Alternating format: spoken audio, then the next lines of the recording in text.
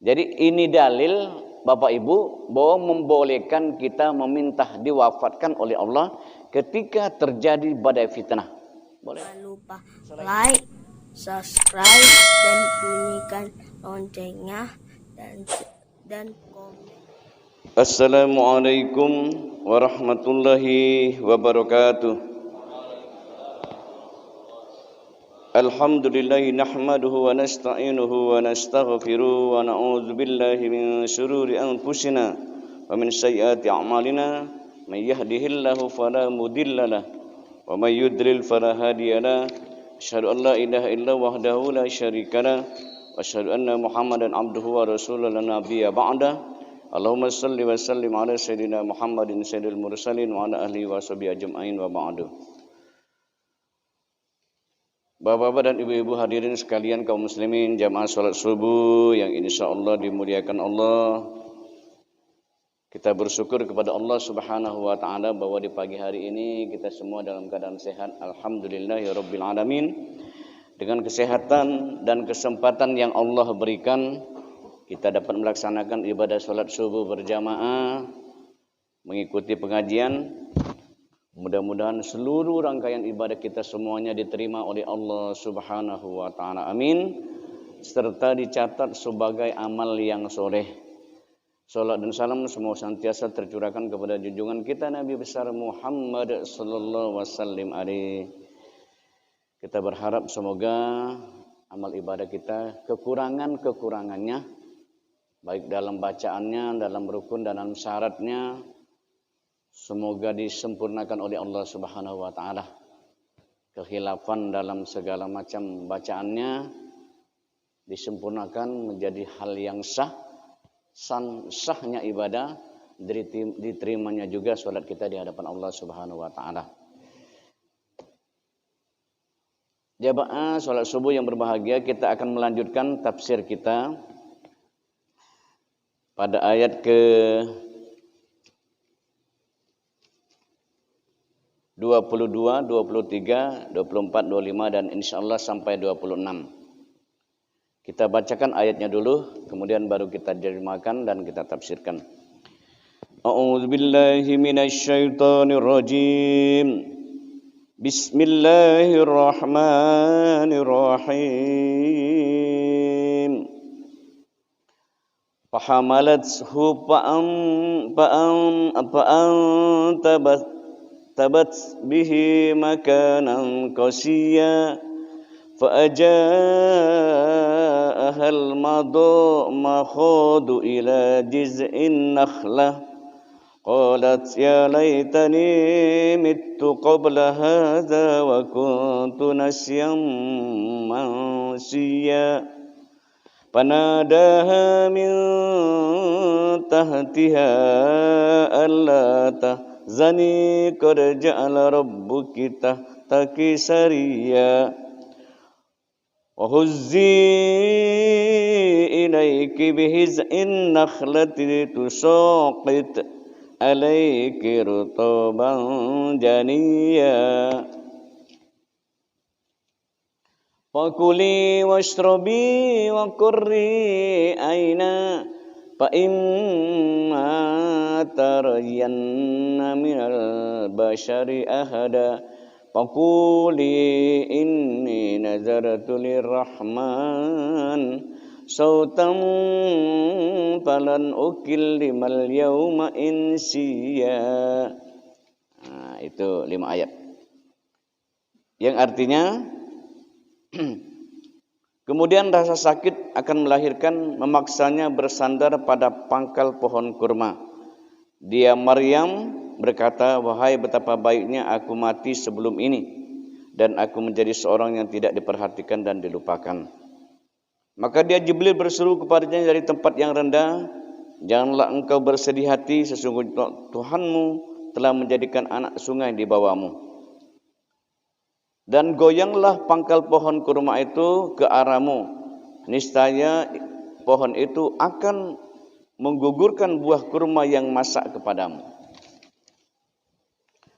Maka makan, minum dan bersenang hati engkau. Jika engkau melihat seseorang, maka katakanlah, sesungguhnya aku telah bernazar berpuasa untuk Tuhan yang Maha Pengasih, maka aku tidak akan berbicara dengan siapapun pada hari ini.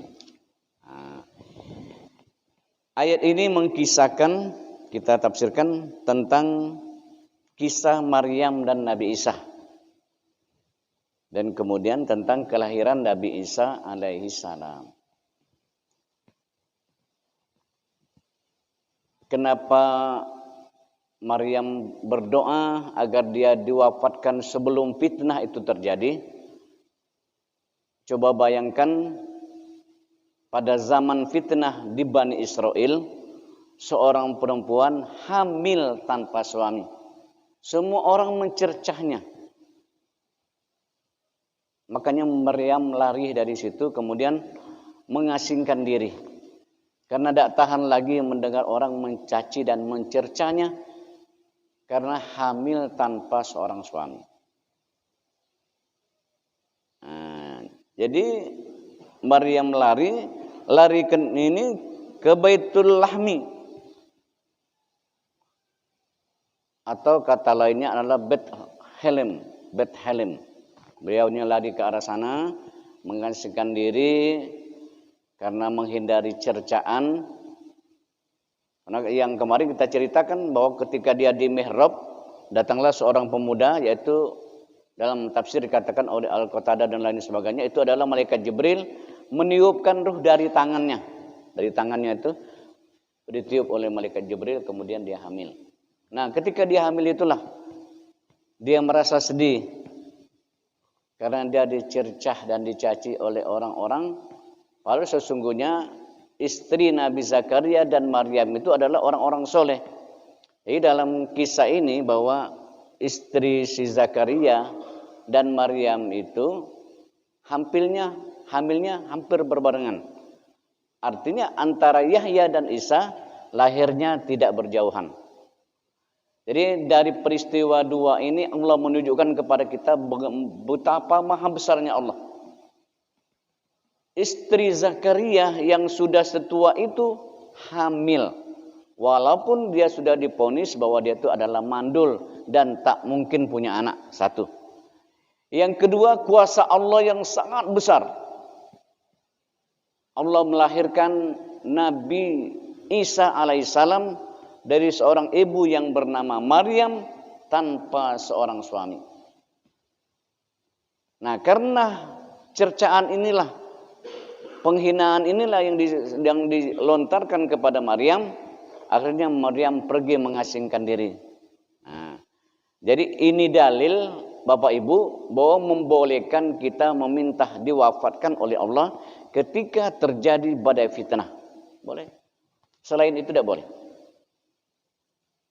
Jadi kalau badai fitnah itu menghujam kita, bahwa hal itu tidak terjadi pada kita, tapi fitnah itu merajalela hingga menghancurkan nama baik kita, ketika itu kita boleh berdoa kepada Allah agar diwafatkan. Karena ini dikisahkan ketika Maryam mengeluh kepada Allah.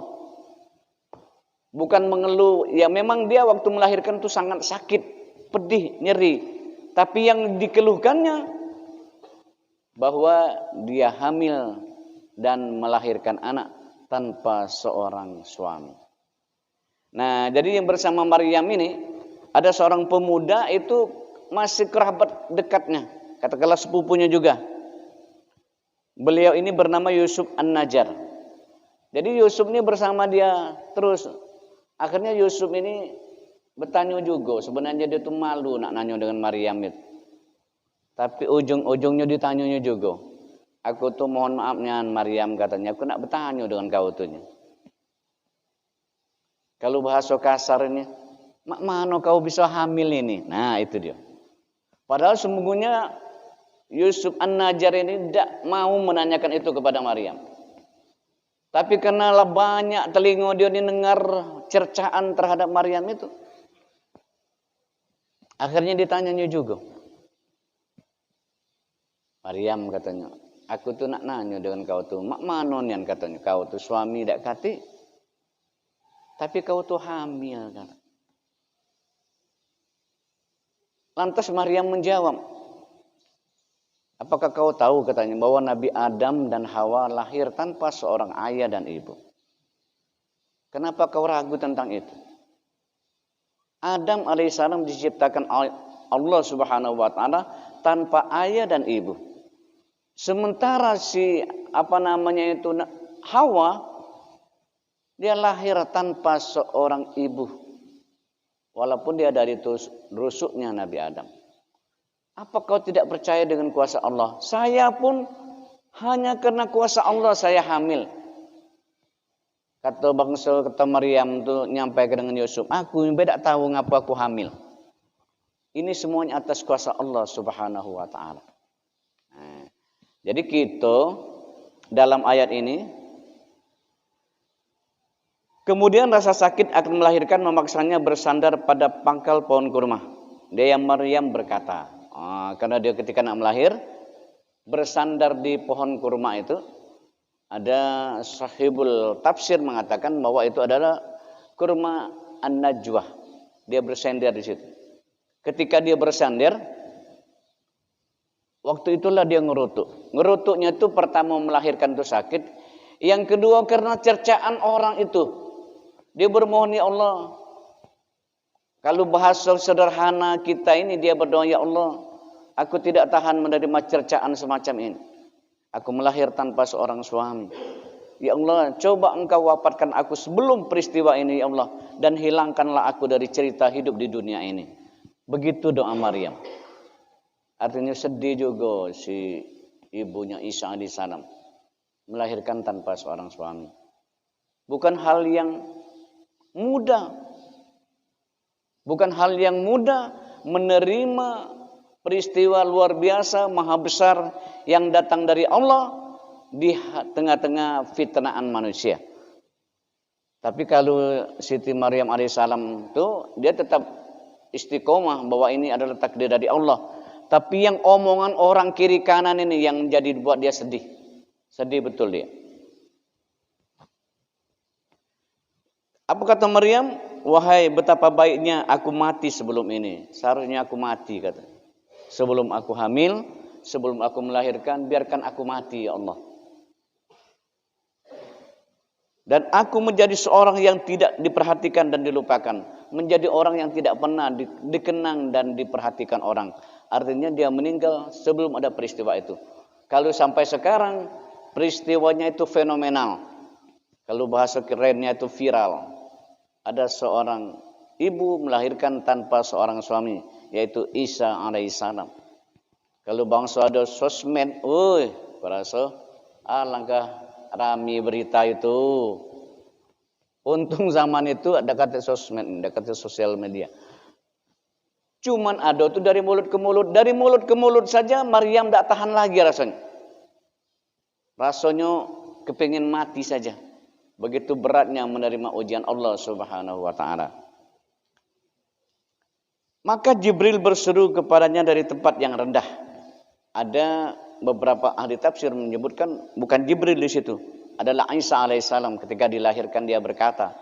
Tapi sebagian ulama juga sepakat bahwa itu adalah yang bicara itu adalah Jibril. Jibril berkata dari tempat yang rendah dari lembah, janganlah engkau bersedih hati. Sesungguhnya Tuhanmu telah menjadikan anak sungai di bawahmu. Berbeda pendapat tentang anak sungai, bahwa di situ ada air yang seperti parit yang bersih, dan di situ tempat Maryam untuk minum. Dia minum dari air itu, kemudian dia makan dari pohon kurma yang digoyang tempat dia nyender untuk melahirkan. Dia makan dari situ. Jangan sedih, kata. Luar biasa. Begitu berat rupanya. Maka pantas saja kalau ada sebagian aliran keagamaan yang menganggap bahwa Maryam itu adalah Tuhan dan anak Tuhan. Karena sampai ke otaknya ke situ tidak sanggup dia memikirkan. Padahal sesungguhnya dalam Al-Quran jelas bahwa Isa adalah seorang nabi dan Maryam ibu dari seorang Nabi Isa alaihissalam. Jadi jangan sedih, kata malaikat Jibril. Kalau kau mau minum, di situ ada sungai yang Allah sudah ciptakan untukmu. Kemudian kalau kau lapar, goyang-goyang saja pohon kurma itu. Walau ketika itu pohon kurmanya tidak berbuah, tapi karena kuasa Allah, dia makan dari pohon kurma, tempatnya bersandar melahirkan itu. Allahu Akbar. Jadi bagi Allah tidak ada yang mustahil. Dalam hidup ini, tidak usah takut, tidak usah khawatir. Tidak ada yang mustahil kalau Allah sudah berkehendak. Iza arada syai'an ayyaqula lahu kun fayakun. Apapun, baik tentang kesehatan kita, tentang rezeki kita, tentang masa depan kita, masa depan anak-anak kita, masa depan kita semua, hidup dan mati kita serahkanlah pada Allah. La haula wala quwata illa billah. Cukuplah dua peristiwa yang kita pahami dalam tafsir Ibnu Katsir ini mencerahkan hati kita bahwa tidak ada yang mustahil dalam konsep Allah. Dalam logika manusia banyak yang mustahil. Tapi dalam ilahiyat, peristiwa ilahiyat, kuasanya Allah tidak ada yang mustahil. Oleh karena itu, teruslah berharap. Karena kata Allah, kalau Allah berkehendak kepada sesuatu, Allahumma la mani'a lima a'taita wa la mu'tiya lima mana'ta wa la radda lima qadaita wa la yanfa'uzal jaddu minkal jad. Apabila ada kebaikan yang akan datang kepada seseorang, maka tidak ada seorang pun yang dapat menghalanginya. Wong tu nak jadi bupati, mak mano caro akalnya agar tidak jadi, dak kan bisa kalau Allah sudah menetapkan jadi. Jadi kalau soal nak nyalon-nyalon silakan sajalah. Kalau sudah Allah takdirkan kita menang, menang. Walaupun kita tidak ada duit sekalipun. Tapi kalau kata Allah kalah, maka kalah. Kalau ada kejahatan yang akan mendatangi kita, keburukan, maka walaupun beribu berjuta orang membantu untuk menghalanginya, akan tetap terjadi. Iza arada syai'an ayyakula lahu kun fayakun. Nah, kembali kepada peristiwa Maryam. Dan goyanglah pangkal pohon kurma itu ke arahmu. Niscaya pohon itu akan menggugurkan buah kurma yang masak kepadamu. Nah, ketika dia melahir di tempat yang jauh dari keramaian, di Bethlehem atau Baitul Lahmi, dia melahirkan, tidak ada makanan, tidak ada yang membantu.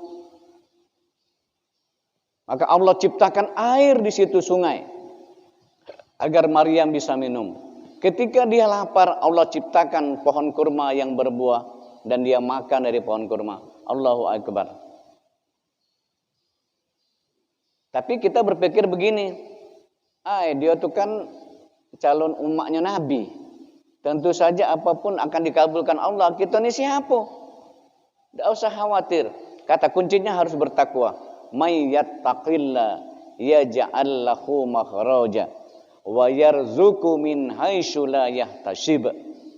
Siapa yang bertakwa kepada Allah, kesulitan apapun yang dia hadapi akan ada jalan keluarnya. Si Maryam itu orang yang bertakwa, wanita yang suci. Ketika dia melahir sendirian di bawah pohon kurma dengan segala prigrifayanya itu, dia bertakwa, jalan keluarnya Allah ciptakan sungai di bawahnya. Ayo Allah buahkan pohon kurma yang banyak agar dia bisa makan di situ. Kata kuncinya bertakwa. Jadi may yattaqillah yaj'al lahu makhraja wa yarzuqhu min haitsu la yahtasib. Kemudian dia akan diberikan rezeki dari yang tidak diduga-duga. Yakin sajalah itu. Walaupun sebenarnya kadang-kadang kita tidak yakin juga dari mana rezeki. Man kita berusaha tidak. Tidak usah khawatir. Tahu-tahu orang datang ke rumah. Aku tuh ada loka. Mama lah kira kau. Kamu galak tak kira cak ini? Oh bisa. Dan itu rezeki dari Allah Subhanahu Wa Taala. Jadi may yattaqillah yaj'al lahu makhraja wa yarzuqhu min haitsu la yahtasib. Siapa yang beriman dan bertakwa kepada Allah, maka akan dibuka jalan keluar dalam setiap kesulitan dan akan diberikan rezeki dari yang tidak diduga-duga. Seperti peristiwa yang terjadi pada Siti Maryam. Dan goyanglah pangkal pohon kurma itu ke arahmu, niscaya pohon itu akan menggugurkan buah kurma yang masak kepadamu. Jadi saya ingatkan kembali, boleh berdoa kepada Allah ketika kita diterpa fitnah yang sangat dahsyat yang akan menggoncangkan jiwa dan raga kita. Kita boleh berdoa kepada Allah agar kita diwafatkan, agar peristiwa fitnah itu akan hilang dari muka bumi terhadap kita. Boleh. Semua ulama sepakat boleh ketika datang fitnah. Tapi selain dari fitnah tidak boleh. Misalnya sakit yang parah. Sakit parah nian berdoa anak mati tidak boleh. Miskin nian berdoa anak mati tidak boleh. Cuman boleh berdoa untuk diwafatkan seperti yang disampaikan Al-Quran ini ketika kita dihujani fitnah yang berat. Padahal kita tidak melakukan itu. Seperti Maryam dikatakanlah penzinalah, ahli penzinalah, segala macam lah. Awak tinggalnya di mihrab, di masjid, tapi perilakunya banyak yang mengatakan bahwa Maryam segala macam. Akhirnya pusing kepala Maryam. Hingga Yusuf An-Najjar ini bertanya langsung dengan Maryam. Karena ini bersahabat baik, masih keluarganya. Mengatakan itu. Jadi kita hanya boleh meminta diwafatkan kepada Allah pada saat kita dihujani oleh fitnah yang sangat dahsyat. Selain itu tidak boleh. Jadi bolehnya bagaimana? Yang dibolehkan kepada kita berdoa agar kita meninggal dunia bersama orang-orang soleh. Boleh. Misalnya kita dalam keadaan sakit parah, ya Allah wafatkanlah aku bersama orang-orang yang soleh, ya Allah.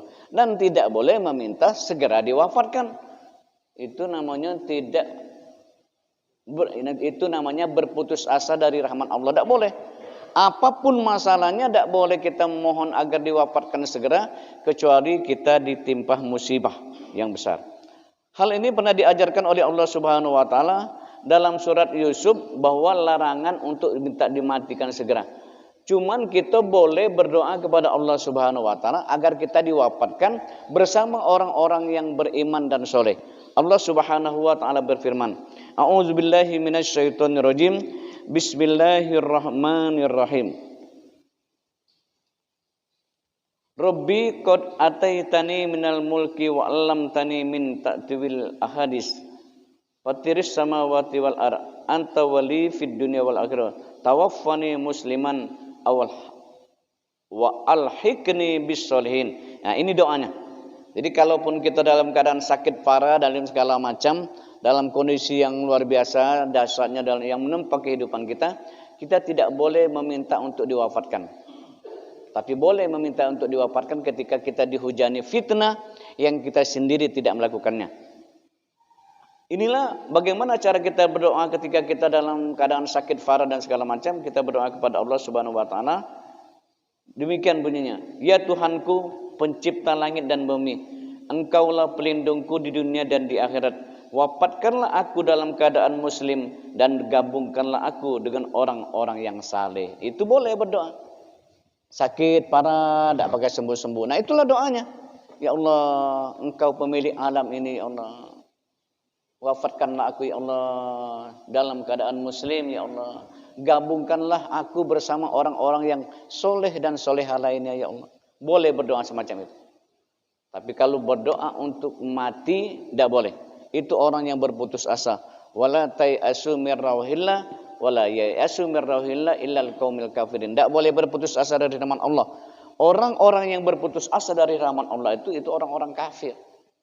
Yakinlah bahwa apapun ujian Allah kepada kita adalah yang terbaik untuk mencerahkan hati kita. Ngapo mata kita lah kabur. Agar kita mendapat pelajaran bahwa agar kita jangan terlalu terlena melihat dunia yang fana ini. Ngapo telinga kita lah mulai agak pekak-pekak dikit. Rupanya Allah itu menginginkan kita jangan terlalu nengarigo tentang kehebatan dunia. Kita dimohon untuk kita lebih banyak mendengar peristiwa-peristiwa akhirat. Itu yakinlah apa yang Allah berikan kepada kita sekarang ini itu merupakan peringatan Allah agar kita lebih dekat kepada Allah dan lebih banyak mengingat akhirat. Kemudian ayat yang terakhir, jadi Maryam ini dalam kondisi dia semacam itu masih dilindungi oleh Allah, dia disiapkan air yang mengalir untuk dia minum. Disiapkan pohon tempat dia bersandar. Kemudian dari pohon itulah dia makan buah kurma. Kemudian dia diminta oleh Allah untuk tidak bicara. Makanya dalam sebuah kisah dikatakan bahwa yang bicara tentang kesaksian bahwa sebenarnya siapa ayahnya Maryam ini, kemudian ditanyakan siapa yang akan menjawab bahwa Maryam itu lahir, bahwa Isa itu lahir tanpa seorang ayah, justru yang menjawab adalah Isa alaihissalam itu sendiri. Maryam diminta untuk tidak bicara. Makanya Nabi Isa alaihissalam menyaksikan sendiri bahwa saya adalah hamba Allah yang diciptakan oleh Allah Subhanahu wa taala yang kelak akan dijadikan seorang nabi bagi Allah Subhanahu wa taala. Jadi Maryam tidak bicara. Nabi Isa yang menjawab pertanyaan orang. Kalau bahasa kita tuh kasarnya pertanyaannya itu. Ngapa kau pacak hamil? Siapa yang menghamilimu? Siapa bapakmu? Maka Isa sendiri yang menjawab bahwa Allah Subhanahu wa taala dengan takdirnya dapat menciptakan aku dan aku kelak akan menjadi seorang nabi. Di ayat 26 Allah menjelaskan, maka makan, minum dan bersenang hatilah engkau. Maksudnya jangan sedih nian Aisyah, jangan sedih nian Maryam. Nak minum ada air, nak makan ada buah kurma. Jangan bersedih. Gembiralah kau. Dalam tafsir Al-Qatadah mengatakan, yang mengatakan itu adalah Isa alaihissalam. Walaupun dalam tafsir yang lain mengatakan adalah Jibril. Yang jelas perkataan itu keluar. Di antaranya adalah Nabi Isa yang berkata, jangan sedih. Kau sudah disiapkan Allah pohon untuk makan dan air untuk minum. Bersenang-senanglah. Jika engkau melihat seseorang, maka katakanlah, sesungguhnya aku telah bernazar berpuasa untuk Tuhan yang Maha Pengasih. Aku puasa. Kenapa si Maryam berpuasa? Agar tidak bicara dengan manusia pun dalam hari itu. Kemudian yang akan bicara itu adalah Isa alaihissalam sebagai saksi bahwa dilahirkan tanpa seorang ayah karena izin Allah Subhanahu wa taala dan kuasa Allah Subhanahu wa taala. Maka aku tidak akan berbicara dengan siapapun pada hari ini. Ini peristiwa lahirnya Nabi Isa alaihissalam. Semoga kita dapat meyakininya, dapat mengetahuinya dengan jelas bahwa Nabi Isa itu terlahir tanpa seorang ayah dan dia lahir atas kuasa Allah Subhanahu wa taala. Dan ingat, jangan terbersit di hati kita sebuah fitnah atau lagi mengarang-arang cerita bahwa Isa itu anak Tuhan, bukan. Isa itu lahir karena kuasa Allah Subhanahu wa taala. Karena sebelum itu ada peristiwa Zakaria yang sudah umur 90 lebih, kemudian istrinya dinyatakan adalah tidak bisa melahirkan. Kemudian atas izin Allah, karena dia berdoa kepada Allah, akhirnya dia melahirkan istri Zakaria yang bernama Yahya. Dan Maryam pun ketika itu pun sudah hamil Isa alaihissalam atas izin Allah Subhanahu wa ta'ala. Kata kuncinya, Bapak Ibu, tidak ada yang mustahil dalam hidup. Kalau Allah sudah ingin memberikan rahmatnya kepada kita semuanya, akan memberikan rezeki kepada kita semuanya, akan memberikan kasih sayangnya kepada kita semuanya, yakinlah apa yang Allah takdirkan kepada kita itu pasti yang terbaik menurut Allah Subhanahu wa taala. Kisah ini, dua kisah tentang Zakaria dan Maryam ini sebenarnya menguatkan iman kita bahwa Allah Maha Kuasa atas segala-galanya. Dan semoga ini menjadi ilmu dan barokah tentunya, dan terpenting semoga yang kita pahami, pelajari hari ini kita dapat amalkan dalam kehidupan sehari-hari, bahwa tidak ada yang mustahil dalam hidup. Kemudian mudah-mudahan yang kita pahami pagi ini menjadi amal pahala bagi kita semuanya. Amin ya rabbal alamin. Ini saja barangkali. Mudah-mudahan kita semuanya selalu diberi Allah kesehatan, panjang umur. Amin. Anak-anak kita semuanya anak yang menjadi anak yang soleh dan soleha. Anak-anak kita yang sudah berkeluarga semoga menjadi keluarga sakinah, mawaddah dan warahmah. Amin. Anak-anak kita yang sudah berkeluarga yang belum beri keturunan semoga Allah beri keturunan. Anak-anak kita yang masih bujang dan gadis semoga diberikan jodoh yang soleh dan soleha. Anak-anak kita yang masih belajar semoga senantiasa dituntun oleh Allah agar mudah menghafal Al-Quran dan menjadi anak yang soleh dan soleha. Kemudian kita semuanya diberikan rezeki yang halal dan thayyiban. Setiap masalah yang datang selalu ada jalan keluarnya dan selalu dibimbing dan dibantu oleh Allah Subhanahu wa taala. Ala hazini wa bikulli natin soleh. Al-Fatihah. A'udzubillahi minasyaitonirrajim. Bismillahirrahmanirrahim. Alhamdulillahirabbil alamin arrahmanir rahim maliki yaumiddin. Iyyaka na'budu wa iyyaka nasta'in ihdinas siratal mustaqim siratal ladzina an'amta 'alaihim ghairil maghdubi 'alaihim waladdallin. Amin. A'udzu billahi minasyaitonir rajim. Bismillahirrahmanirrahim. Alhamdulillahirabbil alamin wassalatu wassalamu ala asyrafil anbiya'i wal mursalin wa ala alihi washabihi ajmain. Allahumma ighfir lana ya Allah dzunubana wa dzunuba walidaina warhamhuma kama rabbayana shaghira. Wali jami'il muslimin wal muslimati birahmatika ya arhamar rahimin. Allahumma la tada' lana fi maqamina zamban illa ghafarta wala aiban illa satarta wala hamman illa farajta wala dainan illa qadaita wala maridan illa safaita wala safaran illa wasalta wala hajatan min hawaijid dunya illa qadaita ya rabbal alamin. Rabbana atina fid dunya hasanah fil akhirati hasanah wa qina azabannar. Sallallahu alaihi walhamdulillahi rabbil alamin. Makasih. Assalamualaikum warahmatullahi wabarakatuh.